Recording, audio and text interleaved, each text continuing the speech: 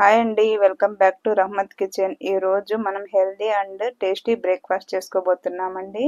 అది ఉలవలతో దోశలు.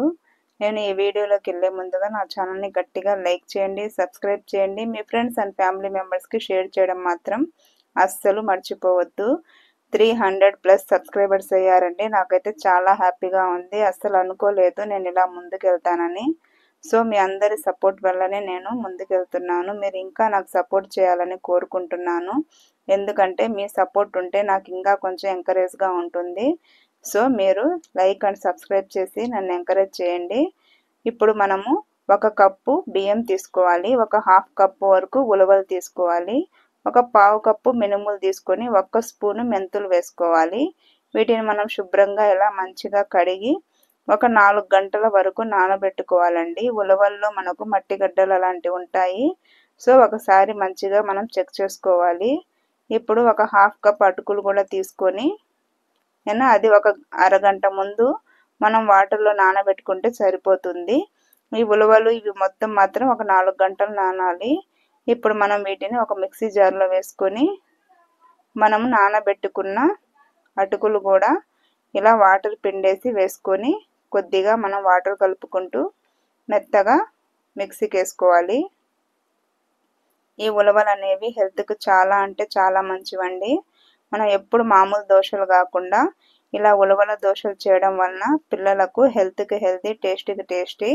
ఇప్పుడు మనం చూసాం కదా, ఈ బ్యాటర్ని మనం మంచిగా మెత్తగా మిక్సీ వేసుకోవాలన్నమాట. సో నేను ఇంకొక రౌండ్ కూడా వేసుకున్నాను. మనం ఇప్పుడు ఒకసారి మొత్తం కలిపేసుకొని ఇలా మూత పెట్టుకోవాలి. ఉదయానికల్లా మనకు పిండి అనేది పులుస్తుంది. సో మనకు ఒక 8 గంటల వరకు అలాగే పెట్టేస్తే పిండి పులుస్తుందండి. మనం మిక్సీ వేసుకున్నాక 8 గంటలు అలాగే పెట్టుకోవాలి. సో ఇప్పుడు చూడండి, ఇందులో కొద్దిగా ఉప్పు వేసుకొని కలిపేసుకోవాలి. సో మనకు ఈ ఉలవలు కిడ్నీ సమస్యలకైనా గ్యాస్ సమస్యలకైనా చాలా మంచిదండి. మలబద్ధకానికి చాలా మంచిది. ఇందులో ఫైబర్ కూడా చాలా ఎక్కువగా ఉంటుంది. సో ఇప్పుడు మనము దోశల్లాగా వేసుకోవడమే. ఇవి చాలా బాగా వస్తాయండి. అసలు దోశలు రావేమో అని అనుకోవాల్సిన అవసరమే లేదు, చాలా మంచిగా వస్తాయి. సో ఇప్పుడు మనము ఇలా వేసి ఆయిల్ వేసి తీసేసుకోవడమే. మనకు కావాలంటే కారపొడులు అవన్నీ వేసుకోవచ్చు. మన ఛానల్లో జొన్న దోశలు అలాగే కొర్రలతో దోశలు కూడా చేయడం జరిగింది. మీకు కనుక ఇంట్రెస్ట్ ఉంటే ఒకసారి వీడియోలోకి వెళ్ళి చూడండి, మన ఛానల్లో వీడియోస్ ఉన్నాయి. సో ఇప్పుడు నేను ఇంకొక దోశ కూడా వేశాను. ఇవి చాలా బాగా వస్తాయి, మంచిగా ఎర్రగా కూడా కాలుతాయండి ఇవి. చూడండి, నేను ఇంకొక దోశ కూడా వేస్తున్నాను. సో అంతేనండి, హెల్తీగా మంచి టేస్టీగా ఉలవల దోశలు అయితే వేసుకోవచ్చు.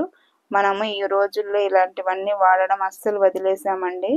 సో వీటిని కూడా మనము అప్పుడప్పుడు ఆహారంలో తీసుకోవడం అనేది హెల్త్కి చాలా మంచిది.